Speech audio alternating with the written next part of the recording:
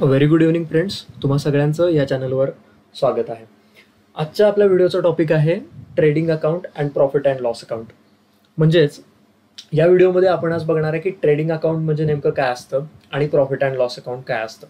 बघा, आपल्याला 12वीला 11वीला दोन्ही वर्गांमध्ये फायनल अकाउंटचा आपला टॉपिक आहे आणि ह्या टॉपिकमध्ये आपण काय करतो पहिल्यांदा तर आपल्याला दिलेला जो ट्रायल बॅलन्स असतो त्या ट्रायल बॅलन्सवरून अकाउंट्स बनवत असतो. म्हणजे पहिलं अकाउंट बनवतो ट्रेडिंग अकाउंट, दुसरं बनवतो प्रॉफिट अँड लॉस अकाउंट आणि तिसरं असतं आपलं स्टेटमेंट, ज्याला आपण म्हणतो balance sheet. Okay, so posting करत असताना मुळामध्ये काही गोष्टींचं पोस्टिंग आपण करतो ट्रेडिंग अकाउंटला आणि काही गोष्टींचं पोस्टिंग करतो आपण प्रॉफिट अँड लॉस अकाउंटला.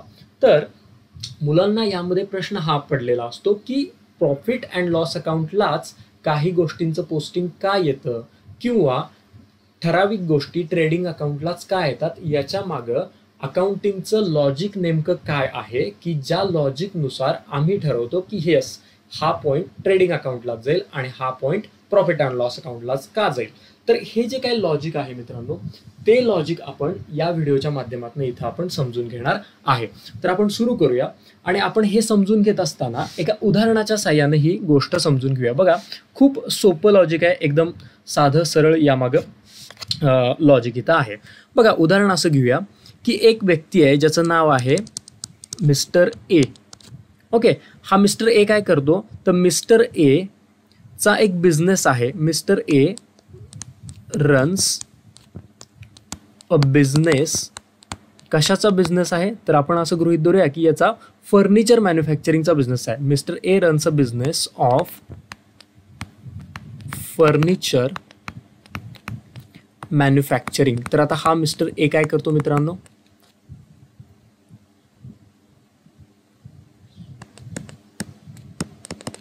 तर हा करतो फर्निचर मॅन्युफॅक्चरिंग. म्हणजे काय तर हा काही टेबल्स बनवत असेल, काही खुर्च्या बनवत असेल, काही घरामध्ये वापरायचं आपलं एक वेगवेगळ्या पद्धतीचं जे फर्निचर असतं त्या फर्निचरचं उत्पादन करण्याचा याचा कारखाना आहे, याचा बिझनेस आहे. ओके, आता मिस्टर ए ला फर्निचर मॅन्युफॅक्चर करण्यासाठी काय करावं लागतं तर याला फर्निचर मॅन्युफॅक्चर करण्यासाठी व्यवसायामध्ये विविध प्रकारचे खर्च करावे लागतात, ज्याला आपण अकाउंटिंगमध्ये म्हणतो काय करावं लागतं याला तर बरेच एक्सपेन्सेस करावे लागतात. ओके, बरं, आता बरेच खर्च यानं बिझनेससाठी केल्यानंतर फक्त हा खर्चच करत राहतो का रे मित्रांनो, तर नाही. हा तयार केलेलं फर्निचर पुढे विकतो, मग विकल्यानंतर याला त्यातनं काही पैसे मिळतात किंवा यानं काही बँकेमध्ये पैसे जमा करून ठेवलेले आहेत, त्याच्यावर याला त्याच्यावर त्या पैशांवर त्याला व्याज मिळतं किंवा यानं काही याची जागा भाड्यानं दिली आहे, त्या जागेचं भाडं याला मिळतं. म्हणजेच तो खर्चच करत नाही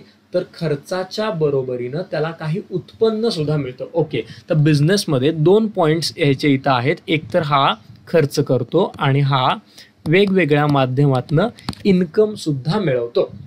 ओके, तर आपण काय लक्षात आपण इथं काय उदाहरण घेतोय बघा, पुन्हा एकदा लक्षात घ्या की मिस्टर एचा फर्निचर तयार करण्याचा एक कारखाना आहे आणि हा कारखाना चालवत असताना त्याला विविध पद्धतीचे खर्च करावे लागतात आणि विविध माध्यमातून त्याला उत्पन्न सुद्धा यामध्ये मिळत आहे.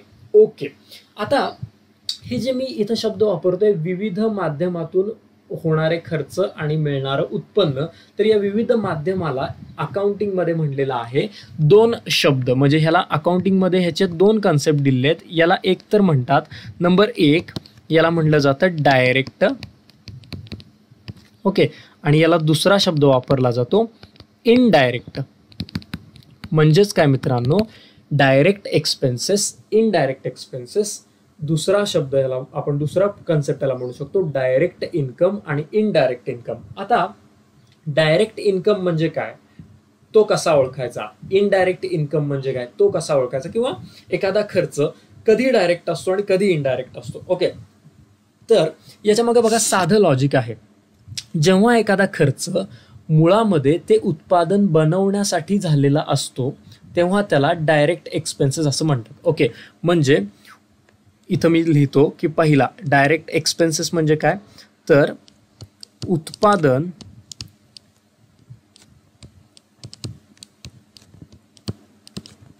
बनवण्यासाठी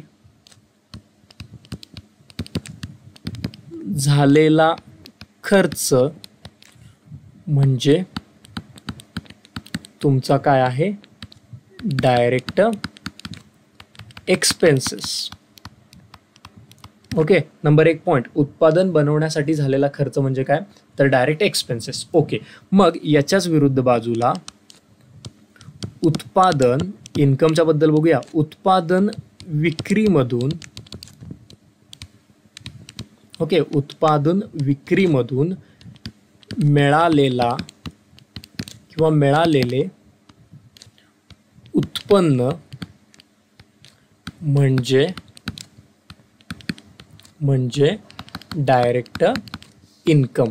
बघा, डायरेक्ट एक्सपेन्सेस आणि डायरेक्ट इन्कम या दोन कन्सेप्ट काय आहेत तुम्हाला समजतंय का? बघा, माझं जे उत्पादन आहे ते बनवण्यासाठी माझा झालेला खर्च म्हणजे डायरेक्ट एक्सपेन्सेस, आणि माझं जे उत्पादन आहे ते मी विकलं आणि त्यातनं जो पैसा मला मिळेल त्याला मी म्हणणार डायरेक्ट इन्कम. ओके, आता उत्पादन म्हणजे काय, तर उत्पादन याचा अर्थ या उदाहरणासाठी इथं आहे तो म्हणजे फर्निचर, कारण याचा बिझनेस कशाचा आहे, फर्निचर बनवण्याचा. ओके, मग फर्निचर बनवण्यासाठी झालेला खर्च म्हणजे ह्याच्यासाठी कुठला खर्च, डायरेक्ट एक्सपेन्सेस, आणि फर्निचर विकून याला मिळालेले पैसे म्हणजे काय, तर डायरेक्ट इन्कम. मग आता फर्निचर सोडून, बघा मी काय म्हणतोय, फर्निचर सोडून जो काही खर्च आणि उत्पन्न होईल तो सर्व खर्च म्हणजे असेल कोणता, तर इनडायरेक्ट. ओके, बघा मी काय म्हणतोय, पुन्हा एकदा लक्षात घ्या, फर्निचरला बनवण्यासाठी खर्च झालेला नाहीये, तर तो एका वेगळ्याच कारणासाठी खर्च झालाय.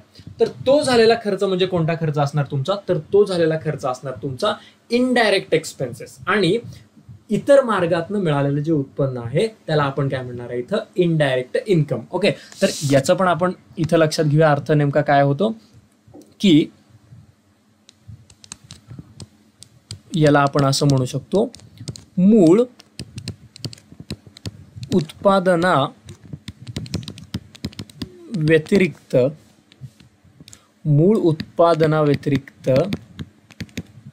झालेला खर्च म्हणजे इनडायरेक्ट एक्सपेन्सेस.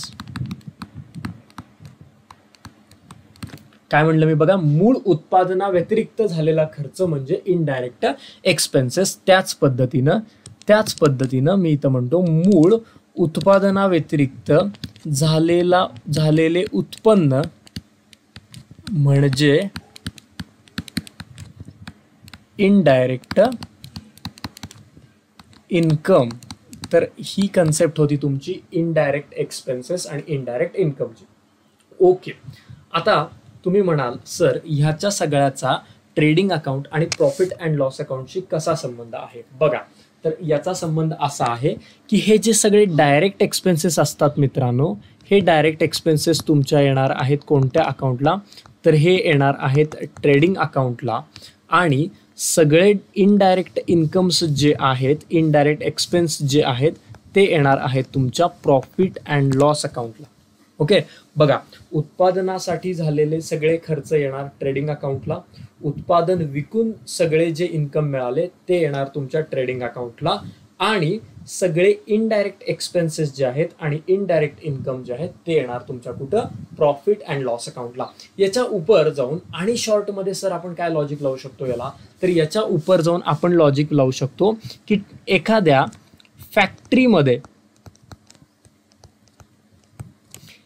फॅक्टरीमध्ये झालेले सगळे खर्च येणार कुठं, तर ते येणार ट्रेडिंग अकाउंटला, आणि एखाद्या ऑफिसमध्ये, फॅक्टरी नुसती असून उपयोग नाही मित्रांनो, आपल्याला ऑफिस लागतं, बरोबर, तर ऑफिसमध्ये जे काही सगळे खर्च झालेले आहेत, जे काही इन्कम झालेले आहेत ते सगळे येणार आहेत तुमच्या प्रॉफिट अँड लॉस अकाउंटला. म्हणजे एखादा जेव्हा खर्च बघता तेव्हा तुम्ही प्रश्न विचारायचा की हा खर्च, मनातल्या मनामध्ये, ओके, एखादा तुम्ही खर्च बघितला तर मनातल्या मनामध्ये असा क्वेश्चन रेज करायचा की हा खर्च फॅक्टरीमध्ये झाला असेल का हा खर्च ऑफिसमध्ये झाला असेल. ओके, बघा, एखादा बिझनेस मला रन करायचा असेल तर मला फॅक्टरी पण लागेल, कारखाना पण लागेल ते उत्पादन बनवण्यासाठी, आणि मला एक ऑफिस पण पाहिजे की ज्या ऑफिसमध्ये काही वेगवेगळ्या पद्धतीचे लोक बसतील, म्हणजे अकाउंटंट्स बसलेले असतील, मॅनेजर बसलेले असतील, तिथं विक्री करणारे लोक बसलेले असतील, तिथं बँकेच्या रिलेटेड व्यवहार काय असतील ते चालत असतील, तर असे सगळे लोक आहेत ऑफिसमध्ये.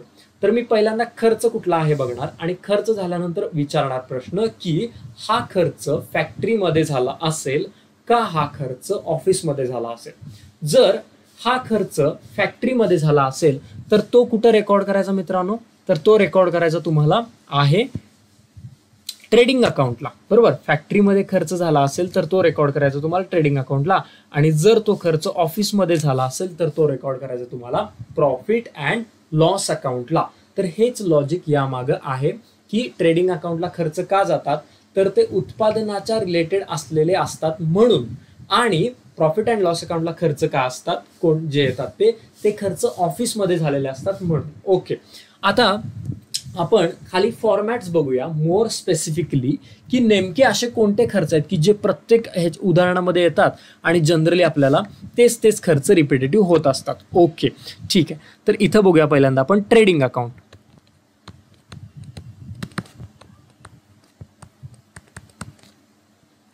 अकाउंट मित्रांनो कसं असतं रे, अकाउंट ते असतं ज्याला दोन बाजू असतात.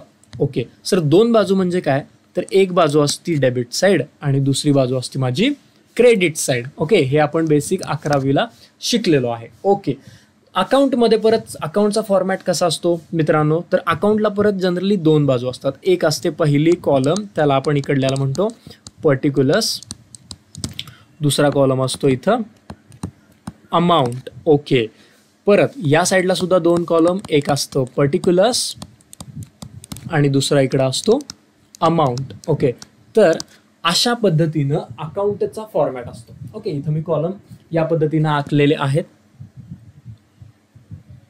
Amount, amount. ओके, तर this is the format of an account. Account हे या पद्धतीमध्ये दिसतं की ज्याला दोन बाजू असतात आणि प्रत्येक बाजूला जनरली दोन कॉलम इथं दिलेले तुम्हाला आहेत. ओके, सो हे झालं आपलं अकाउंट. आता ट्रेडिंग अकाउंट म्हणजे मी काय म्हणलं की ट्रेडिंग अकाउंटला काय लिहिणार आहोत आपण, तर एखाद्या फॅक्टरीमध्ये जे खर्च होतात ते खर्च ट्रेडिंग अकाउंटला लिहिणार. ओके, आता डेबिट बाजूला सगळे आपण लिहिणार आहे काय, एक्सपेन्सेस, खर्च, आणि क्रेडिट बाजूला काय लिहिणार मित्रांनो, क्रेडिट बाजूला लिहिणार आपण इन्कम. ओके, इन्कम मिळाला की तो म्हणजे पैसे मिळाले की मी ते लिहिणार ट्रेडिंग अकाउंटच्या क्रेडिटला, खर्च झाला की तो लिहिणार मी ट्रेडिंग अकाउंटच्या डेबिटला. ओके, आता जेव्हा कधी तुम्ही एखादा कारखाना चालवत असताना मित्रांनो, त्यावेळेला तुमच्याकडे दोन गोष्टी असतात. त्या दोन गोष्टींना आपण म्हणतो ओपनिंग स्टॉक आणि दुसरी गोष्ट म्हणतो त्याला क्लोजिंग स्टॉक. आता ओपनिंग स्टॉक म्हणजे काय सर आणि क्लोजिंग स्टॉक म्हणजे काय, बघा हे जे ट्रेडिंग अकाउंट बनवतो ना आपण मित्रांनो, ते बनवतो एका वर्षासाठी. काय, ओके, आणि एका वर्षासाठी अकाउंट जेव्हा आपण बनवत असतो तेव्हा वर्ष आपलं सुरू होतं जनरली 1 एप्रिलला, आणि हे वर्ष संपतं कधी, तर हे वर्ष संपतं बरोबर 12 महिन्यानं, म्हणजे 1 एप्रिलला सुरू झालेलं वर्ष संपतं तुमचं 31 मार्चला. ओके, आता 1 एप्रिलला जेव्हा तुम्ही फॅक्टरी तुमची उघडता किंवा कारखाना जेव्हा चालू करता त्यावेळेला काहीतरी कच्चा माल तुमच्याकडे शिल्लक असतो, जो कुठला असतो, मागच्या वर्षातला राहिलेला असतो. ओके, तर असा मागच्या वर्षात राहिलेला जो स्टॉक असतो ना, त्या स्टॉकला आपण म्हणतो ओपनिंग स्टॉक, आणि हा ओपनिंग स्टॉक लिहितो आपण ट्रेडिंग अकाउंटच्या डेबिटला. याला इथं लिहिलं जातं टू ओपनिंग स्टॉक. बरोबर, वर्षाच्या सुरुवातीला शिल्लक असलेला माल म्हणजे असतो तुमचा ओपनिंग स्टॉक, आणि ओपनिंग स्टॉक तुम्हाला ट्रेडिंग अकाउंटच्या डेबिटला लिहायचा आहे. ओके, जर ओपनिंग स्टॉक मित्रांनो ट्रेडिंग अकाउंटच्या डेबिटला लिहिला तर क्लोजिंग स्टॉक कुठे लिहिला पाहिजे रे, क्लोजिंग स्टॉक कोणत्या बाजूला लिहिला पाहिजे, डेबिटला ओपनिंग असेल तर क्लोजिंग लिहावा लागेल कुठं मित्रांनो, तर तो लिहावा लागेल क्रेडिटला. त्यामुळं ट्रेडिंग अकाउंटच्या क्रेडिट साईडला लिहितो आपण बाय क्लोजिंग स्टॉक. ओके, आता एक मजेची गोष्ट अशी की प्रत्येक प्रॉब्लेममध्ये तुम्हाला ओपनिंग स्टॉक आणि क्लोजिंग स्टॉक लिहायचाच असतो. ओके, कोणताही प्रॉब्लेम घ्या, वेदर तो 11वीचा असो, 12वीचा असू दे किंवा तो पुढच्या वर्गांचा असू दे, ओपनिंग स्टॉक क्लोजिंग स्टॉक ते तिथं दिलेले असणारच 100%. तर ओपनिंग स्टॉक झाला ट्रेडिंगच्या डेबिटला, क्लोजिंग स्टॉक झाला ट्रेडिंगच्या क्रेडिटला. ओके, ठीक आहे. नेक्स्ट, आता मला सांगा, मला फॅक्टरी रन करायची आहे, तर मला फर्निचर बनवायचं आहे या उदाहरणामध्ये, तर फर्निचर बनवण्यासाठी मला काही गोष्टींची गरज लागेल, काही गोष्टी विकत घ्याव्या लागतील. मला खुर्ची बनवायची असेल तर मला बेसिकली त्याच्या आधी प्लायवूड विकत घ्यावं लागेल, मला वेगवेगळ्या पद्धतीचे आणि काही मटेरियल लागेल की ज्यातनं ती खुर्ची बनेल. ओके, सो बेसिकली मला काय करावं लागेल, तर मला बऱ्याच गोष्टींची खरेदी करावी लागेल. आता परचेस करावे लागतील, ज्याला आपण अकाउंटिंग मध्ये म्हणतो परचेसेस. आता मला सांगा, परचेसेस हा खर्च आहे का उत्पन्न आहे रे? म्हणजे एखादी गोष्ट खरेदी केल्यानंतर पैसे जातात का पैसे तुम्हालाच मिळतात वर? ऑब्व्हियसली खरेदी केल्यानंतर पैसे आपले खर्च होतात. मग खर्च लिहितो कुठं? ट्रेडिंगच्या डेबिटला. आता परचेस कशासाठी झाले? तो उत्पादनासाठी झालेत, म्हणून हा खर्च कुठे येतो? ट्रेडिंग अकाउंटला. तर ट्रेडिंग अकाउंटच्या डेबिटला टू परचेसेस. ओके, आता परचेसच्या विरुद्धार्थी कुठला शब्द मित्रांनो? सेल्स. ओके, फर्निचर तुम्ही बनवलं, खरेदी केली. ओके, खरेदी केल्यानंतर काही लोकांनी त्याच्यावर काम केलं, कामगारांनी, आणि ते फर्निचर तुम्ही विकलं. फर्निचर विकलं म्हणलं की तुम्हाला काय मिळणार? पैसे मिळणार. पैसे मिळणार म्हणजे काय होणार? ते तुमचं उत्पन्न असणार. ओके, आणि उत्पन्न कुठं लिहायचं ठरलंय आपलं? उत्पन्न लिहायचं क्रेडिट बाजूला. आणि हे ट्रेडिंगलाच का लिहायचं? तर हे कुठनं आलं उत्पन्न? तर फर्निचर विक्रीमधनं आलं. म्हणजे हे कोणतं उत्पन्न आहे? तर this is your direct income. So trading अकाउंटच्या क्रेडिटला येतात बाय सेल्स. बघा किती सोपं आहे. ओके, तर इथं आले काय? Bye cells. ओके, आता बऱ्याचदा मित्रांनो असं होतं व्यवहारामध्ये की एखादी गोष्ट आपण विकत घेतो आणि परत कळतं नाही ही गोष्ट आपण चुकीची विकत घेतली, किंवा तुम्हाला फॉर एक्झाम्पल विकत घ्यायचे असतात 10 किलो. ओके, फर्निचरच्या बाबतीमध्ये हे उदाहरण नाही होत सोडा, पण बघा फॉर एक्झाम्पल एखाद्या व्यक्तीला विकत घ्यायच्या होत्या 10 खुर्च्या आणि काय झालं, तुम्ही त्याला पाठवून दिल्या 15 खुर्च्या. ओके, सो 5 खुर्च्या त्याच्याकडे कशा गेल्या? जास्त गेल्या, म्हणजे चुकीची क्वांटिटी गेली. किंवा त्यानं एखाद्या वेगळ्याच पद्धतीची खुर्ची तुम्हाला मागितली आणि तुम्ही देताना मात्र त्याला वेगळ्याच पद्धतीची खुर्ची दिली. ओके, सो ही गोष्ट काय होती? तर ही गोष्ट असते रिटर्न्स. की काय होतं बऱ्याचदा व्यवहारामध्ये, एकतर चुकीची क्वांटिटी जाऊ शकते, चुकीचा माल जाऊ शकतो, किंवा खराब माल जाऊ शकतो. तर त्यावेळेला काय होतं, तो व्यक्ती जो ग्राहक आपला आहे तो व्यक्ती आपल्याला ते परत पाठवून देऊ शकतो. म्हणजे यातनं तुम्हाला रिटर्न्स यावे लागतात. तर याला रिटर्न्स जे असतात ते मूळ गोष्टीमधनं आपण काय करतो? वजा करतो. त्यामुळे इथं सेल्समधनं काय करायला लागतात? रिटर्न्स तुम्हाला लेस करावे लागतात. लेस रिटर्न्स. ओके, रिटर्न्सला दुसरा एक शब्द आपण इथं वापरतो अकाउंटिंगमध्ये, ज्याला म्हणतात रिटर्न इनवर्ड. Okay, inward. आता इन या शब्दावरून लक्षात घ्या, इन म्हणजे काय? तर इन म्हणजे आत आला. आत तोच माल येऊ शकतो जो आधी तुम्ही विकलेला होता. ओके, तर कस्टमरनी तुम्हाला जर माल परत दिला तर त्या मालाला म्हणतात रिटर्न्स किंवा रिटर्न इनवर्ड. आणि हा रिटर्न इनवर्ड पॉइंट काय करणार? तुम्ही सेल्स मधून वजा करणार. ओके, काय करणार?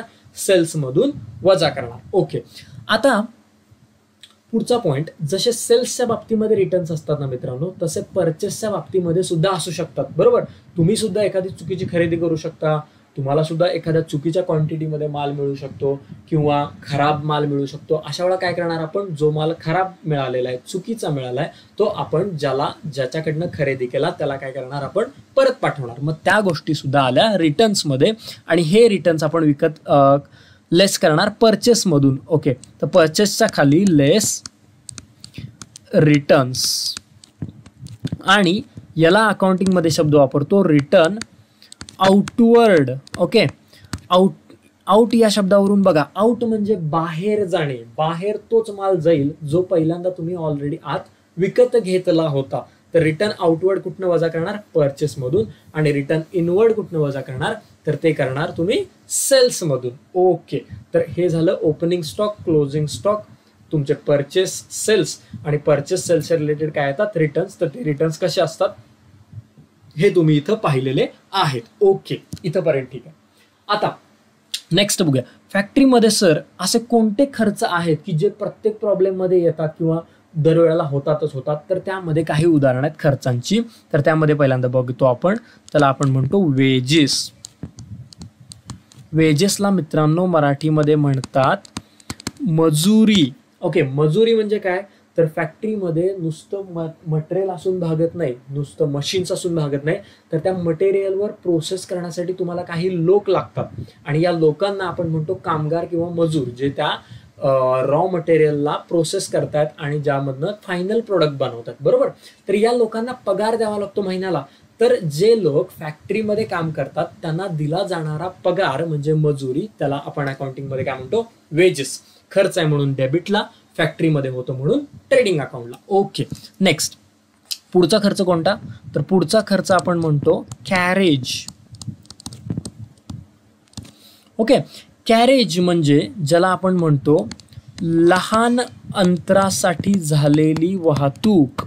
ओके, म्हणजे काय रे मित्रांनो, तर बघा एखादी हमाली वगैरे करावी लागते मटेरियल आणण्यासाठी, इकडलं मटेरियल दुसऱ्या बाजूला नेण्यासाठी, तर ह्याला खर्चाला म्हणतात कॅरेज. आणि हा खर्च होतो कुठं, किंवा हा खर्च कुठं, म्हणजे हे कॅरेज वगैरे कुठं गोष्टी होतात, ऑफिसमध्ये होतील का फॅक्टरीमध्ये होतील, तर ह्या गोष्टी होतील फॅक्टरीमध्ये, म्हणून हा खर्च येणार ट्रेडिंग अकाउंटच्या डेबिटला. ओके, वेजेस झालं, कॅरेज झालं. नेक्स्ट पुढचा खर्च त्याला आपण म्हणतो ऑक्ट्रॉय. ऑक्ट्रॉय म्हणजे एक प्रकारचा भरलेला कर.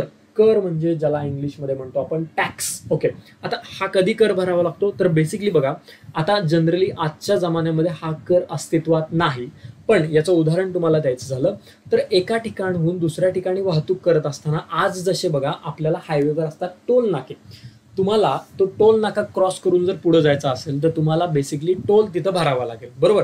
तसं आधीच्या जमान्यात काय व्हायचं, एखादं मटेरियल जर तुम्हाला त्या गावामध्ये त्या शहरामध्ये आणायचं असेल तर त्या शहराच्या बॉर्डरवर काही एक टोल नाका असायचा आणि ह्या टोल नाक्यावर हा ऑक्ट्रॉय नावाचा कर भरला जायचा. तर बेसिकली हा कर कुणाकडून घेतला जायचा, की ज्या वेळेला मटेरियलची वाहतूक होते ना एखाद्या पद्धतीचं, त्यावेळेलाच हा कर भरला जायचा. त्यामुळे हा खर्च समजला जातो उत्पादनासाठी आणि हा खर्च आहे म्हणून तो लिहितो आपण ट्रेडिंग अकाउंटच्या डेबिटला. तर तो झाला ऑक्ट्रॉय. ओके, वेजेस, कॅरेज झालं, ऑक्ट्रॉय झालं. नेक्स्ट आहे freight.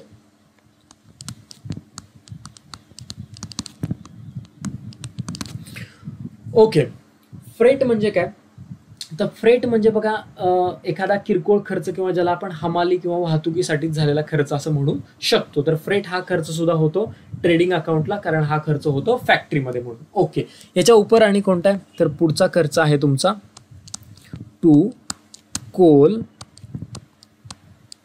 Fuel, gas,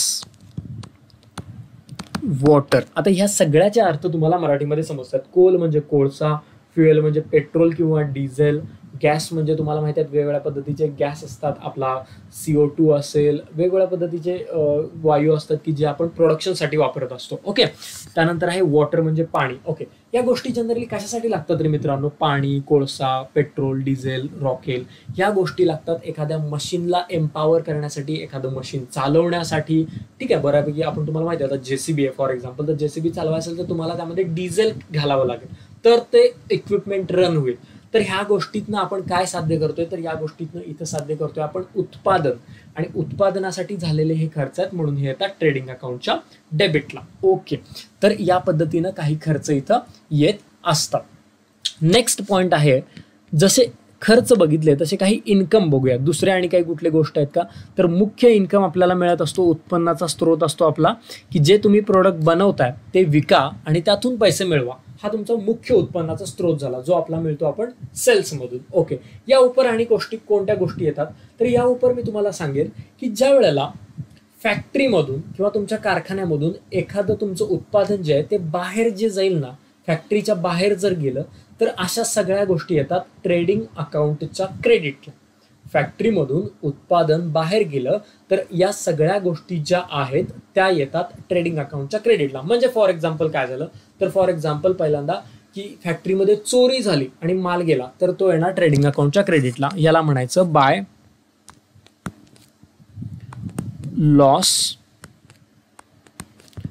bye theft. Okay, चोरीमुळं माल बाहेर गेला तर तो येणार ट्रेडिंगच्या क्रेडिटला.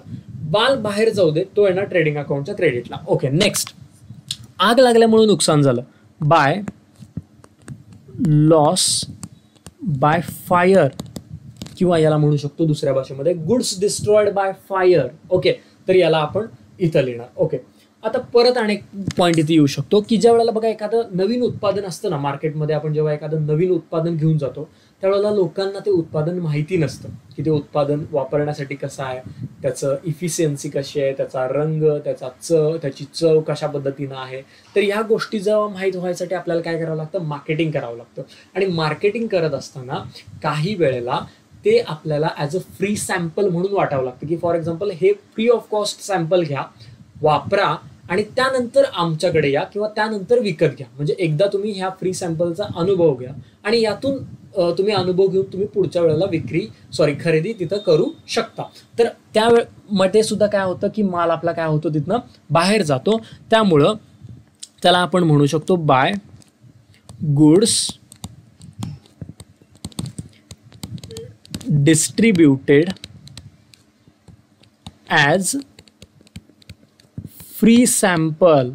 ओके, तर फ्री सॅम्पल वाटण्यामुळे सुद्धा काय होतं, माल बाहेर जातो आणि माल बाहेर गेला की ते कोणतंही कारण असो त्यावेळेला ते रेकॉर्ड करायचं आहे तुम्हाला ट्रेडिंग अकाउंटच्या क्रेडिटला. सो हा ट्रेडिंग अकाउंटचा आहे मित्रांनो आपल्या फॉर्मॅट. ओके, आता ट्रेडिंग अकाउंट क्लोज कसं करायचं, तर पहिल्यांदा ट्रेडिंग अकाउंटची जास्त केसमध्ये क्रेडिट बाजूची जी टोटल आहे ती टोटल आहे ती मोठी, तर ती पहिल्यांदा टोटल करून घ्यायची. क्रेडिट बाजूची टोटल आहे मित्रांनो तीच इकडे डेबिट बाजूला लिहून घ्यायची. ओके, आणि क्रेडिटमधून पूर्ण डेबिट साईड वजा करायची आणि आलेल्या उत्तराला म्हणायचं टू ग्रॉस प्रॉफिट. ओके, आणि हे झालं तुमचं ग्रॉस प्रॉफिट. हे काय आहे, तर हे या ट्रेडिंग अकाउंटचं आहे उत्तर. ढोबळ मानाने झालेला नफा म्हणजे आहे तुमचं ग्रॉस प्रॉफिट. ओके, सो हे होतं ट्रेडिंग अकाउंट. याच्या पुढं अनेक आपण व्हिडिओ बनवूया आणि त्या व्हिडिओमध्ये आपण बघूया की प्रॉफिट अँड लॉस अकाउंट नेमकं काय असतं. याच कंटिन्युएशनमध्ये आपण त्याला पुढच्या वेळेला कंटिन्यू करूया. मित्रांनो बघा, अनेकदा आपण रिवाइज करूया काय बघितलं आपण. तर बेसिकली आपण बघितलं की एक व्यक्ती आहे ज्याचा फर्निचर बनवण्याचा कारखाना आहे आणि तो कारखाना चालवत असताना त्याला दोन गोष्टी कराव्या लागतात, एकतर काही खर्च करावे लागतात आणि काही इन्कम पण त्याला त्यातनं मिळतात. आता हे जे खर्च आणि इन्कम आहेत याला आपण दोन गोष्टीमध्ये डिवाइड केलं. पहिल्यांदा म्हणलं कुठलं, डायरेक्ट एक्सपेन्सेस इन्कम, आणि ह्याला दुसरा पॉईंट बघितला आपण इनडायरेक्ट एक्सपेन्सेस आणि इनडायरेक्ट इन्कम. आता डायरेक्ट इन्कम म्हणजे काय, तर उत्पादन बनवण्यासाठी झालेले खर्च म्हणजे डायरेक्ट एक्सपेन्सेस, आणि उत्पादन विक्रीमधून मिळालेले जे काही इन्कम आहेत किंवा जो काही पैसा तुम्हाला विक्रीतून मिळतो त्याला आपण म्हणतो डायरेक्ट इन्कम. आता हे डायरेक्ट आणि एक्सपेन्सेस आणि इन्कम कुठं रेकॉर्ड करतो आपण, तर ह्या दोन्ही गोष्टी रेकॉर्ड करतो आपण ट्रेडिंग अकाउंटला. आणि ट्रेडिंग अकाउंटमध्ये जनरली म्हणतो आपण की फॅक्टरीमध्ये झालेला खर्च आणि मिळालेलं उत्पन्न येतात तुमच्या ट्रेडिंग अकाउंटला. ओके, नेक्स्ट पुढचा पार्ट बघितला की या उत्पन्न व्यतिरिक्त झालेले खर्च जे असतात ज्याला आपण म्हणतो इनडायरेक्ट एक्सपेन्सेस, आणि या व्यतिरिक्त मिळालेले उत्पन्न ज्याला आपण म्हणतो इनडायरेक्ट इन्कम. आता हे इनडायरेक्ट एक्सपेन्सेस आणि इन्कम कोणते असतात, त्याला कशा पद्धतीनं ओळखायचं हे आपण नेक्स्ट व्हिडिओमध्ये कव्हर इथं करूया. ओके, थँक्यू सो मच हा व्हिडिओ तुम्ही बघितलात याबद्दल.